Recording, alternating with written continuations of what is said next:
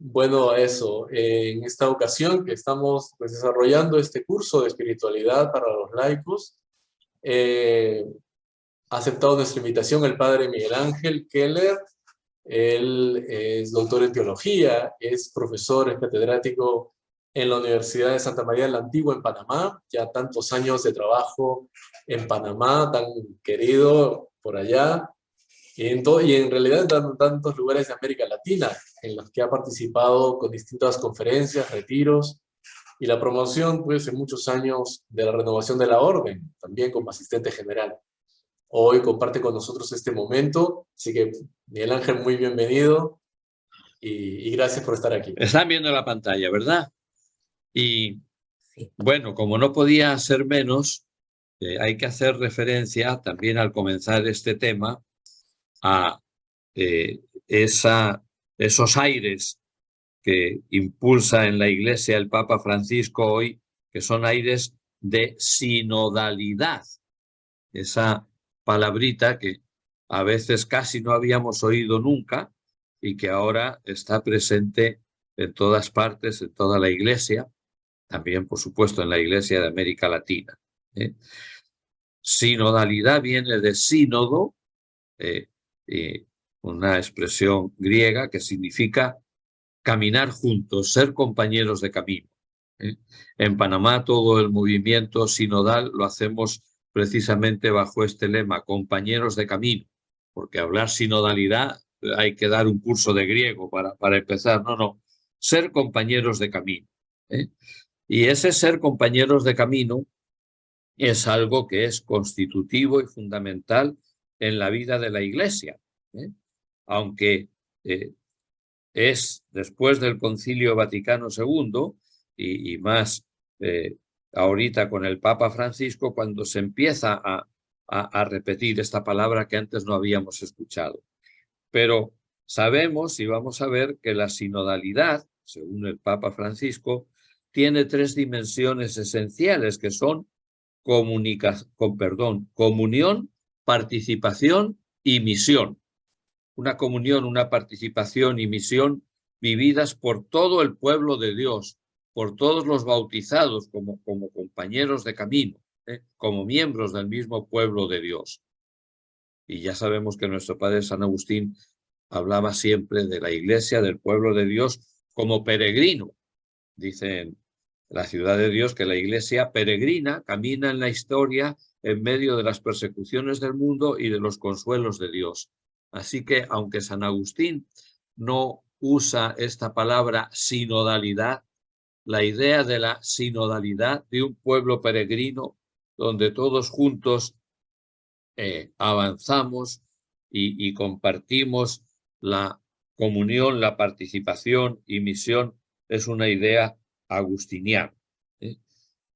Preparando este tema, pues yo he encontrado varios textos de nuestro padre San Agustín. Hay uno, por ejemplo, de el Sermón 106, donde dice: si para los compañeros de camino es motivo de recíproca alegría hacer juntos el camino, qué alegría no sentirán en la patria. Y dice eso, que en la Iglesia todos somos compañeros de camino y que no quiere nadie que se pare, nadie que vuelva atrás y nadie que se desvíe del camino. Sino con la ayuda del Señor vamos a hacer juntos el camino.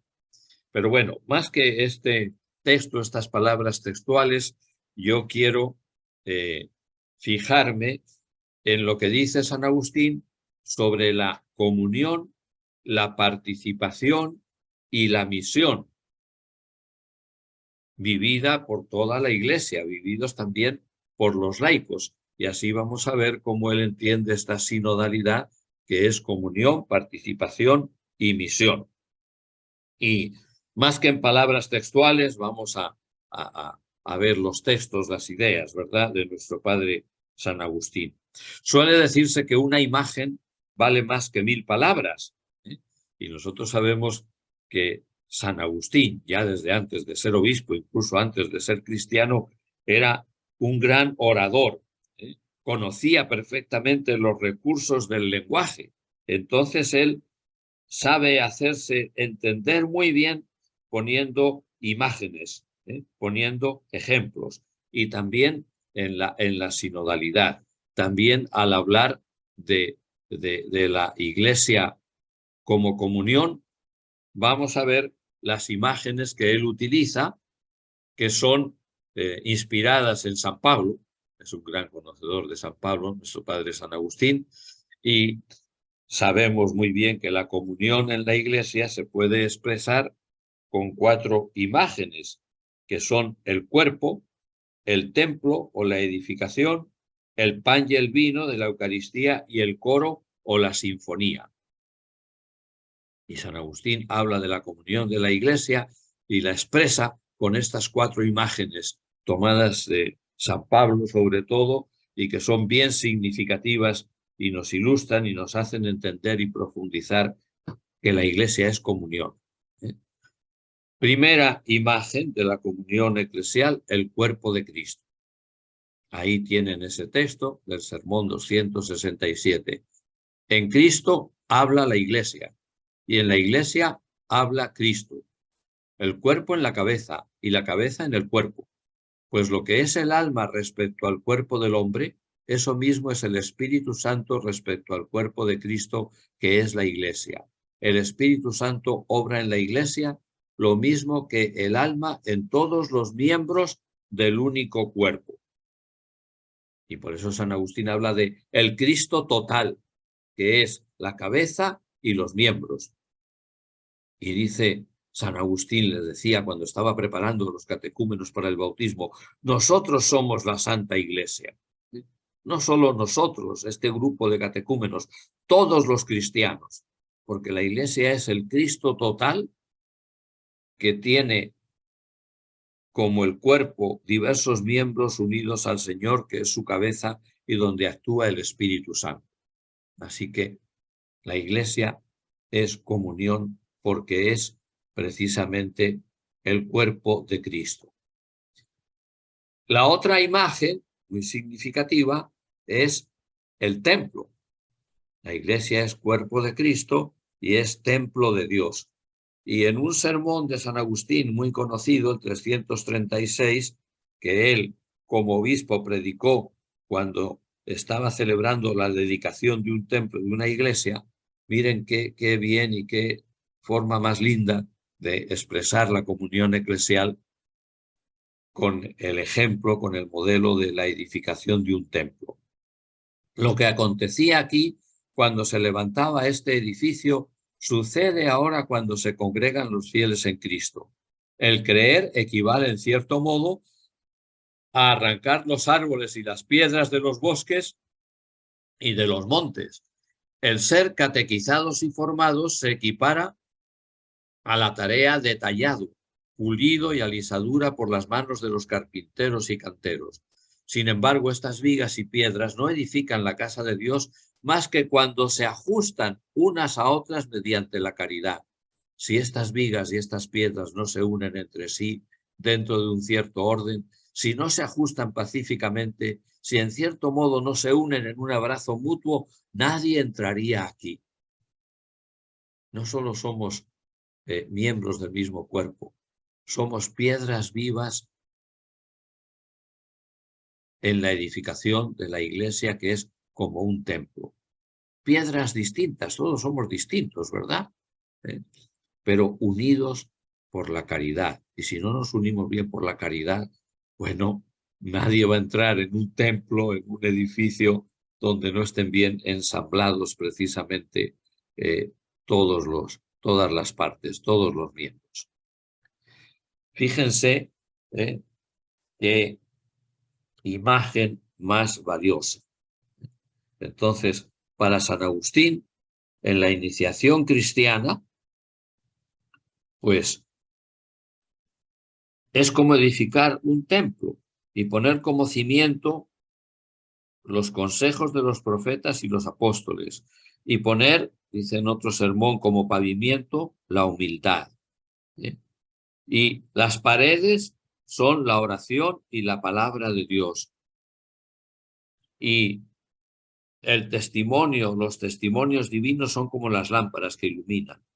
y hay que soportarnos unos a otros como columnas, y hay que ser un techo para proteger a los necesitados, para precisamente que la iglesia sea eso, un templo, un edificio construido y dedicado a Dios.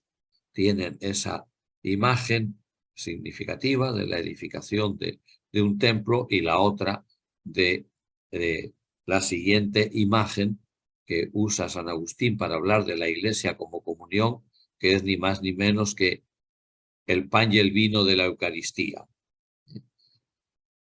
Igual de genialmente Agustín habla de la iglesia con esa imagen del pan y el vino de la Eucaristía.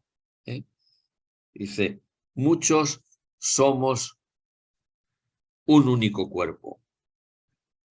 Traigan a la memoria que el pan no se hace con un solo grano, sino de muchos.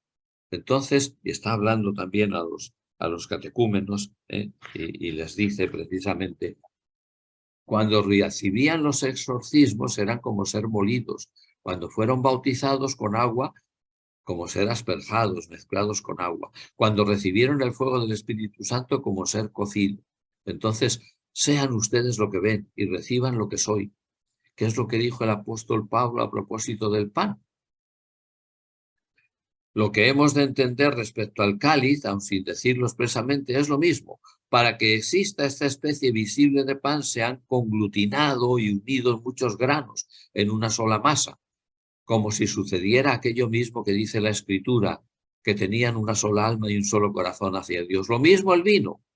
Recuerden, hermanos, cómo se hace el vino. Son muchas uvas que penden del racimo, pero el zumo de las mismas se mezcla y forma un solo vino.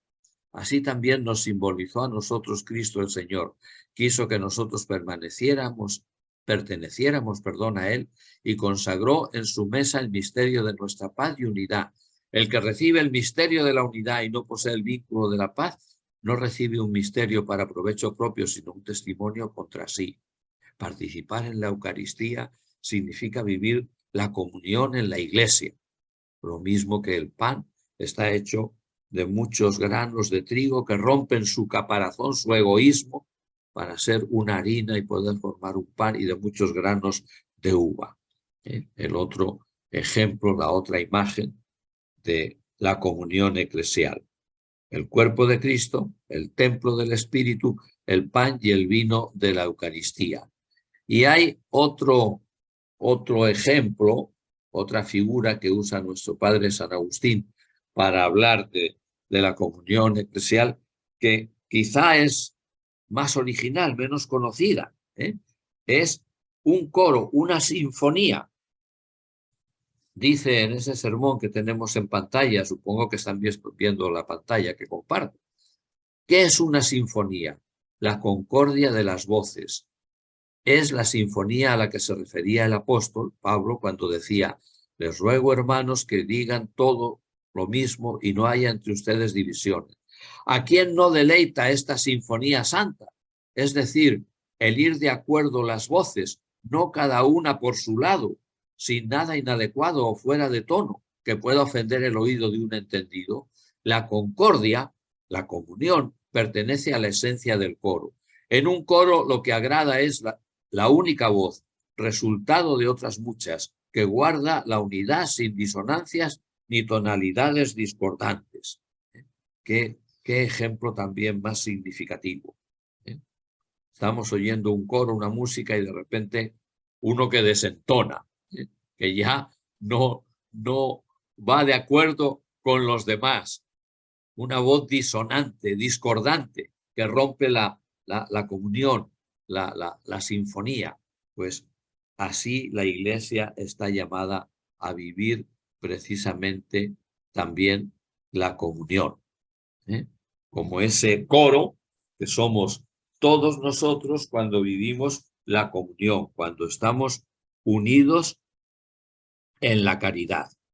Así que sinodalidad es comunión, participación y misión. Y la comunión, que es la Iglesia, que es la vida de la Iglesia, la expresa genialmente, como hemos visto nuestro padre San Agustín, y esto en sus sermones, en su ministerio pastoral. Eso se lo decía a la gente, a los catecúmenos que se preparaban para el bautismo, para que entendieran lo que es la Iglesia, pues con estas imágenes del cuerpo de Cristo, el templo del Espíritu, el pan y el vino de la Eucaristía y también el coro, la sinfonía, la comunión. Vamos a ver el otro elemento de la sinodalidad, que es precisamente la participación, ¿eh? Y San Agustín habla de la participación de los laicos en la Iglesia y de la diversidad de ministerios que hay en la Iglesia. La primera consecuencia de que la Iglesia es comunión es para Agustín que participan todos los miembros en su vida, cada uno según la vocación que ha recibido, en una actitud de corresponsabilidad. Decía Agustín en otro sermón, lo tenemos ahí, la Iglesia necesita a todos, célibes y casados, clérigos y laicos, ricos y pobres, porque en la familia, en la sociedad, pero sobre todo en la Iglesia, hay que hacer presente esa comunión, esa corresponsabilidad. Y como digo, esto Agustín lo afirma y lo explica predicando en Hipona. En un sermón sobre el martirio de San Lorenzo, les dice, ¿y ustedes qué esperan también para dar testimonio de la fe? Como hizo San Lorenzo en la casa, con sus hijos o vecinos, con sus clientes. En esta ciudad se encuentran muchas casas en las que no hay ningún pagano y no hay ninguna casa en las que no haya cristianos. Y si se mira bien, no se encuentra ninguna casa donde no sean más los cristianos que los paganos. Se dan cuenta, pues, de que no sucedería nada malo si no lo quisieran los cristianos. No hay disculpa, no hay réplica posible. La Iglesia necesita de todos, los célibes, los casados, los clérigos, los laicos, los ricos y los pobres. Tienen que realmente participar de la vida de la Iglesia, ser testimonio de Cristo, ser de verdad Iglesia de Cristo, pero de una manera no pasiva, sino activa, corresponsable. Y además de la comunión y la participación, que no quedaba en teoría, ¿verdad? Porque Agustín dice muchas veces que, bueno, yo soy obispo, todos somos cristianos, pero yo llevo una carga mayor y más peligrosa. Para ustedes soy obispo, pero con ustedes soy cristiano. Y habla Agustín del sacerdocio común de los fieles. Dice él en la ciudad de Dios, cuando hablamos de sacerdotes, no nos referimos únicamente a los obispos y presbíteros, que son los propiamente llamados sacerdotes en la Iglesia. Llamamos sacerdotes a todos los cristianos que están ungidos por el mismo Cristo. Así podemos llamar sacerdotes a todos los bautizados porque son miembros del único sacerdote. Y dice Pedro que los cristianos somos linaje escogido, sacerdocio real. Y ese papel corresponsable que hemos visto antes, hablábamos de corresponsabilidad en la Iglesia, San Agustín lo reconocía y lo ponía en práctica. Él escuchaba y consultaba muchas veces a los laicos. Tenía un grupo de, en latín, seniores laici, o sea, senadores o ancianos laicos con gran experiencia en la Iglesia. Y esto era una institución en la Iglesia africana de su época. Un grupo de laicos que formaban como una especie de consejo o de senado y que asesoraban al obispo en la administración de los bienes eclesiásticos y en los problemas más importantes referentes a la familia y a problemas sociales.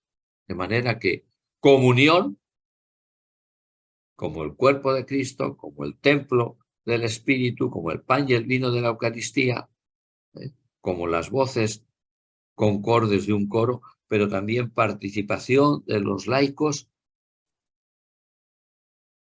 en la Iglesia, participación activa, y participación corresponsable de todos. Cada uno, eso sí, según su vocación y su ministerio, pero todos, célibes y casados, clérigos y laicos, ricos y pobres.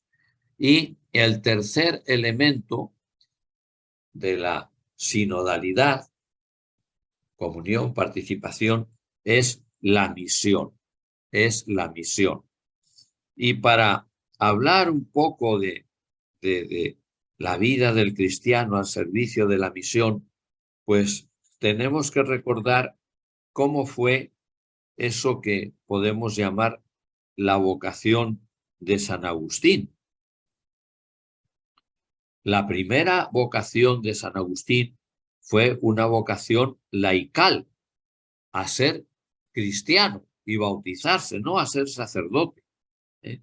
Y es más, sabemos muy bien, y nos lo cuenta en su vida de San Agustín, San Posidio, su amigo y su biógrafo, que Agustín nunca quiso ser sacerdote.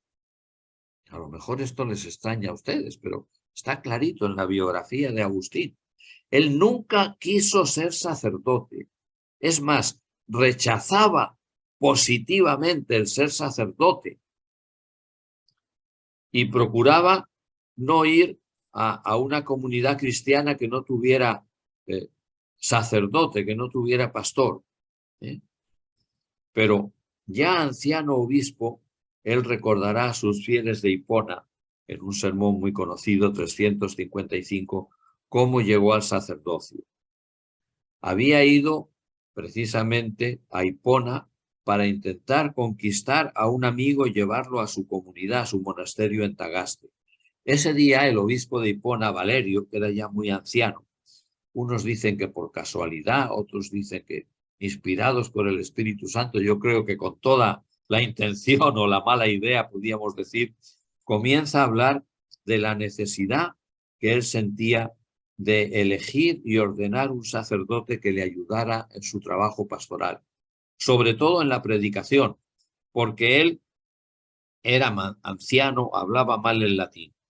Entonces Agustín, que estaba allí en la celebración y que sabía cómo se elegían los sacerdotes, entonces con la participación del pueblo empezó a temblar. Y dice él, sucedió lo inevitable. Todos empezaron a mirar a Agustín y a decir que él era el sacerdote que necesitaba la iglesia de Hipona. Él dijo que no, intentó resistir, lloró, pero el obispo Valerio confirmó esa acertada elección del pueblo y poco después, entre la alegría de todos y las lágrimas de Agustín, le ordenó sacerdote. Y él dice, se me obligó a aceptar a la fuerza, porque él lo que quería era estar en su casa de Tagaste con su grupo de amigos, orando, estudiando la escritura, y tenía un miedo terrible a la responsabilidad del ministerio pastoral. Pero dice él, yo fui elegido cuando menos lo esperaba, y en esa imprevista elección tuve que reconocer la voz del Señor que me llamaba a servir a los hermanos, y el siervo no debe contradecir al Señor. Y entonces respondió a la llamada de Dios por medio de la comunidad y aceptó el sacerdocio. Pero fíjense, San Agustín fue un laico a quienes los laicos eligieron para ser su pastor y servirles como obispo. Y por eso, para él es fundamental la idea de el servicio. Y servicio para la misión de la Iglesia. ¿Y cómo es ese servicio que los cristianos tenemos que prestar a la Iglesia para hacer realidad su misión? Pues el primer servicio de los cristianos, de los laicos, a la Iglesia, es precisamente ser Iglesia. O sea, ser de verdad eso que decíamos, una imagen de la Trinidad, un cuerpo de Cristo, una comunidad ejemplar, capaz de ser modelo y estímulo de la sociedad civil, viviendo la fraternidad, los valores humanos y del Evangelio, siendo un modelo de verdad, de amor, de libertad, de justicia, de paz, para que todos encuentren en la Iglesia un motivo para seguir esperando.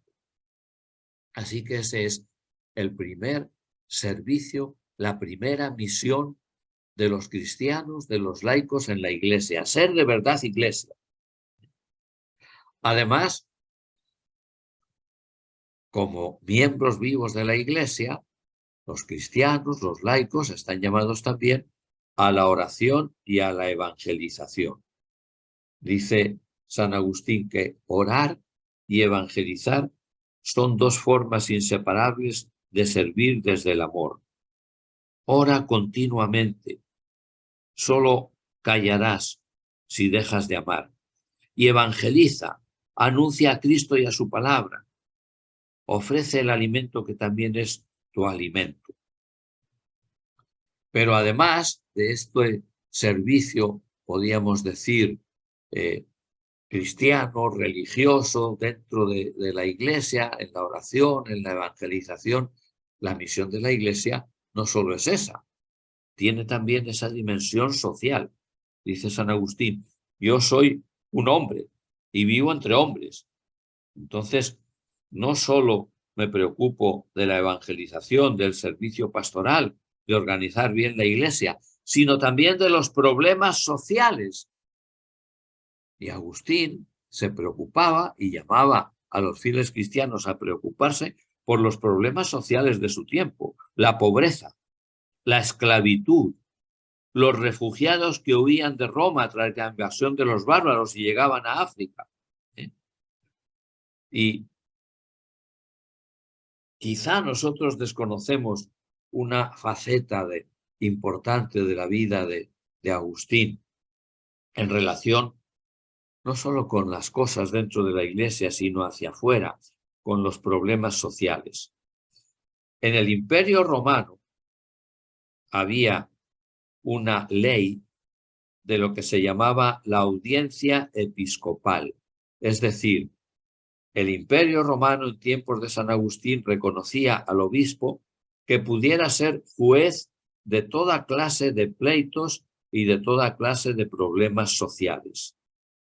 Así que cualquiera que en Hipona tenía un problema social, podía recurrir o al tribunal civil o al obispo.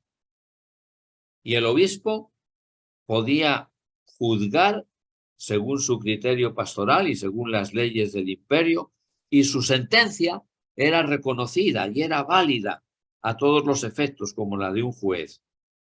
De hecho, la mayoría del pueblo, especialmente los más pobres y los humildes, pero también muchas personas de alta posición, prefería acudir con sus causas, con sus pleitos, con sus problemas al obispo, antes que al tribunal civil.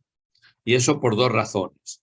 Primero, por el temor a la corrupción y a la poca imparcialidad que tenía el tribunal civil.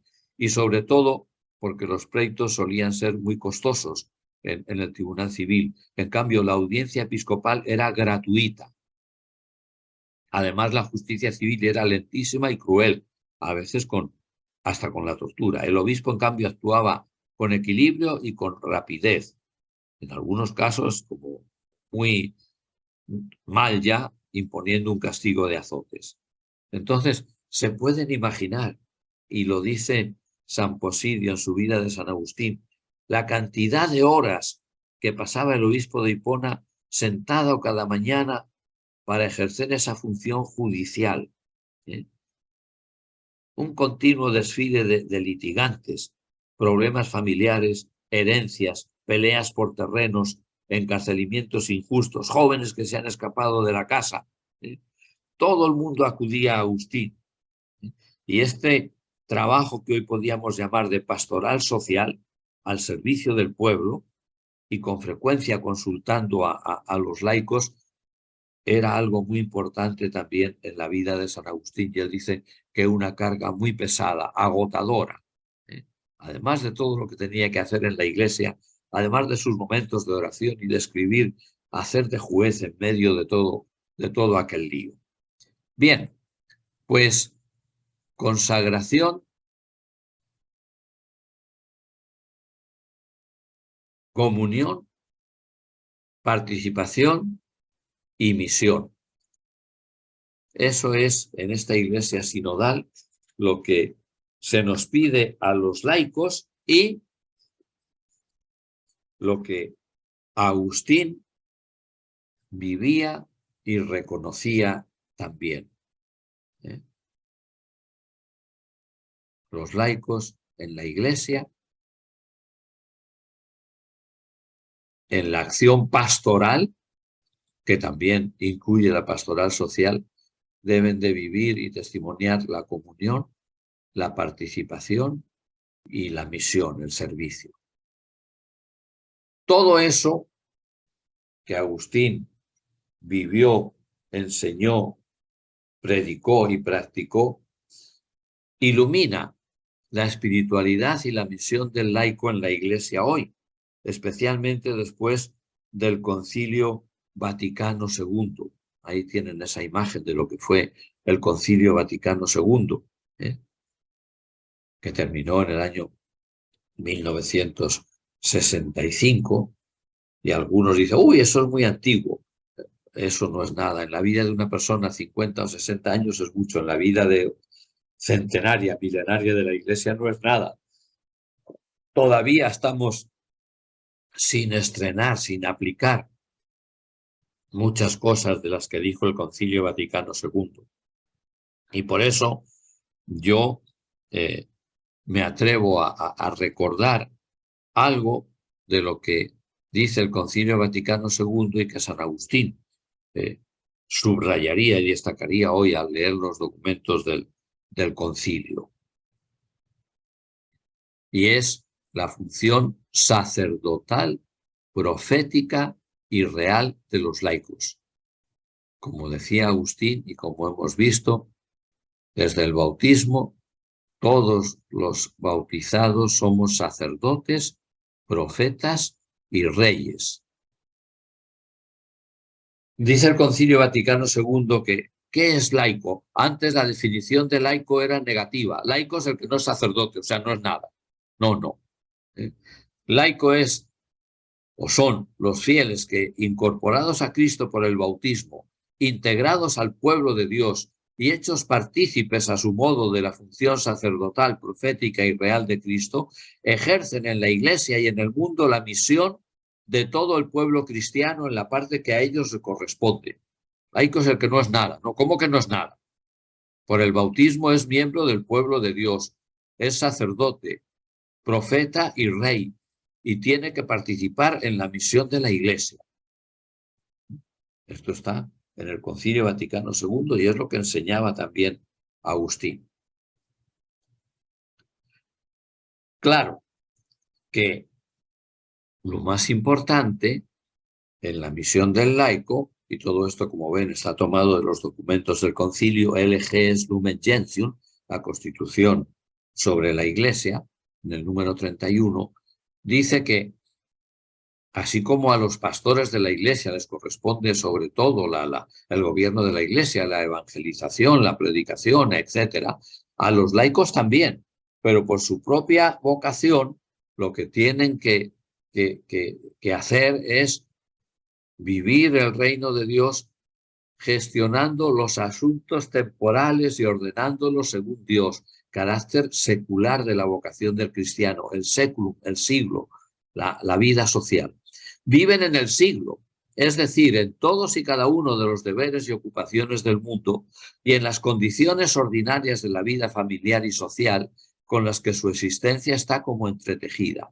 Y ahí, en esa vida familiar y social, los bautizados, los laicos, están llamados por Dios para que, desempeñando su propia profesión guiados por el espíritu evangélico, contribuyan a la santificación del mundo como desde dentro, como un fermento en la masa. y así hagan manifiesto a Cristo ante los demás, primordialmente mediante el testimonio de su vida, por la irradiación de la fe, la esperanza y la caridad. Así que a los laicos especialmente corresponde iluminar y ordenar las realidades temporales a las que ya están estrechamente vinculados, de tal modo que sin cesar se realicen y progresen conforme a Cristo y sean para la gloria del Creador y del Redentor. Está muy bien que los laicos sean catequistas, canten en el coro, participen en el consejo parroquial, pero lo más importante es que en la familia y en la sociedad hagan presente el Evangelio y den testimonio de la fe. Eso es lo más importante. Y quizá en esto nosotros estamos muy desviados, pero como hemos visto, San Agustín lo decía, oiga, en todas partes, en las familias hay cristianos, vivan de verdad como cristianos y el mundo será mejor. Decía Agustín, si me asusta lo que soy para vosotros, también me consuela lo que soy con vosotros. Para vosotros, para ustedes soy obispo, con ustedes soy cristiano. Aquel nombre expresa un deber, una gracia. Ser obispo es un peligro, ser cristiano es la salvación. Pero todos juntos en la iglesia, los obispos y pastores con su misión y los laicos con el suyo. ¿Cuál es la misión, el apostolado de los laicos sobre todo? Pues por el bautismo y la confirmación y por la Eucaristía, nosotros estamos llamados también a participar en la misión de la Iglesia. Y fíjense, dice, a hacer presente y operante a la Iglesia en aquellos lugares y circunstancias en que solo puede llegar a ser la sal de la tierra a través de ellos. Los obispos no están en el gobierno, ni están en la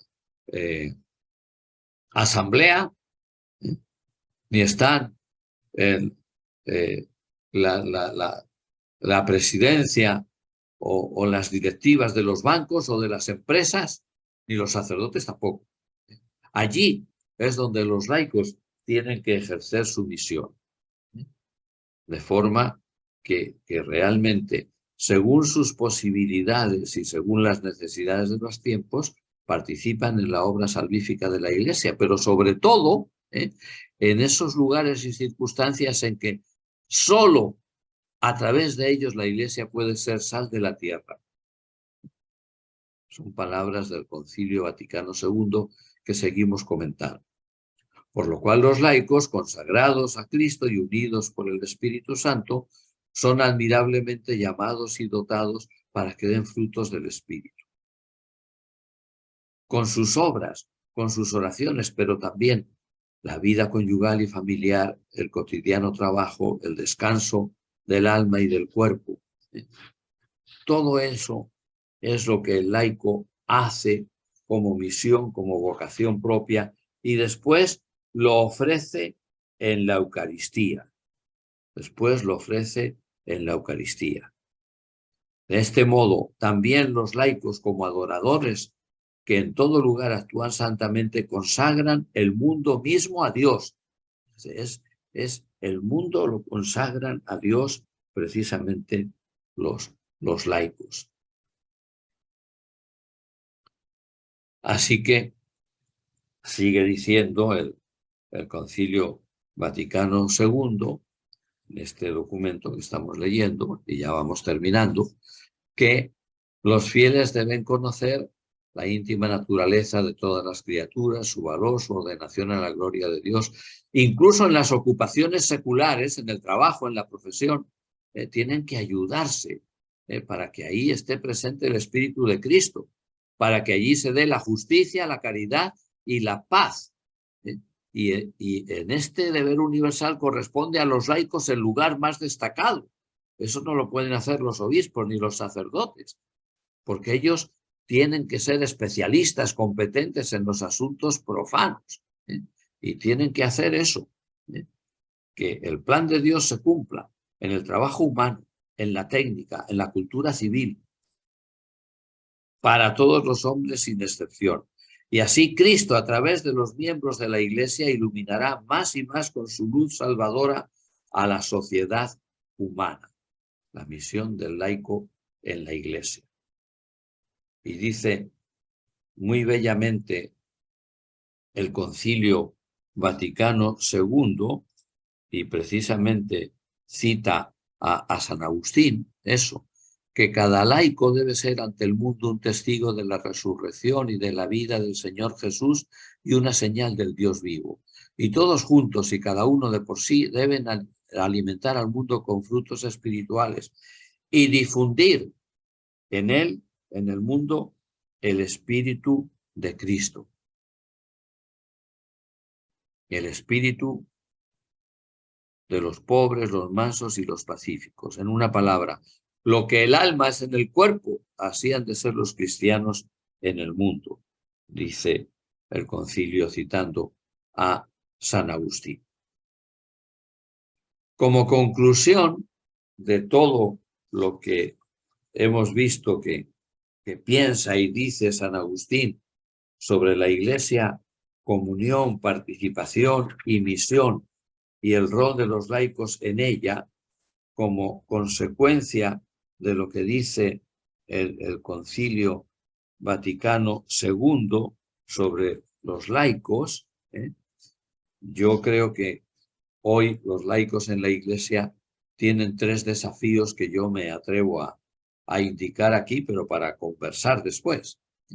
Primero, fortalecer el sentido comunitario y el compromiso bautismal, haciendo realidad en la Iglesia y en el mundo su función sacerdotal, profética y real. Sentido comunitario, sentirnos miembros vivos de la Iglesia, unidos en la comunión, la participación y misión, para ser de verdad en la Iglesia y en el mundo sacerdotes, profetas y reyes. Un desafío, en vez de, bueno, voy a misa y nada más. Segundo desafío, asumir en la comunidad cristiana su derecho y deber a la participación, que impida el clericalismo y la pasividad. Entonces, realmente, dentro de la comunidad cristiana, el laico tiene el derecho y el deber de participar, no estar pasivamente, no caer en el clericalismo, lo que usted diga, padre, y manda el padre y los demás a obedecer. No. Los laicos tienen que participar también en la organización y en la vida de la comunidad cristiana. Y para eso tiene que haber el consejo presbiteral y todas las cosas que sabemos. Y sobre todo, hemos visto que es lo más importante, iluminar y ordenar las realidades temporales, la cultura, la familia, la economía, la política, los medios de comunicación, desde el Evangelio y la doctrina social de la Iglesia que hay que conocer.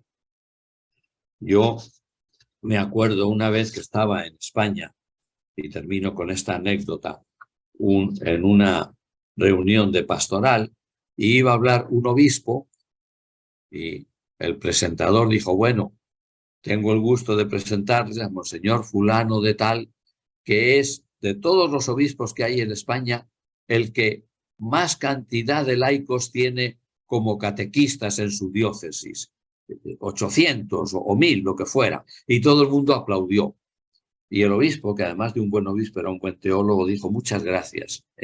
Yo también doy gracias a Dios por esos 800 o 1000 laicos que tengo como catequistas en mi diócesis, pero también todos los días pido a Dios por tener otros 800 o 1000 laicos de mi diócesis, no dando catequesis, sino comprometidos cristianamente en la política, en la economía, en los medios de comunicación social, porque esa es la misión del laico también en la Iglesia, y así lo veía también San Agustín, con eso que el Concilio Vaticano II llama la consagración del mundo, en la realidad social, en la familia, en los asuntos profanos, en el mundo de la cultura, en la defensa de los derechos humanos, en la justicia, en la paz.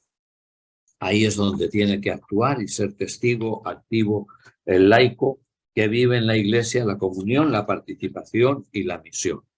Pues muchas gracias por su por su atención y que Dios los bendiga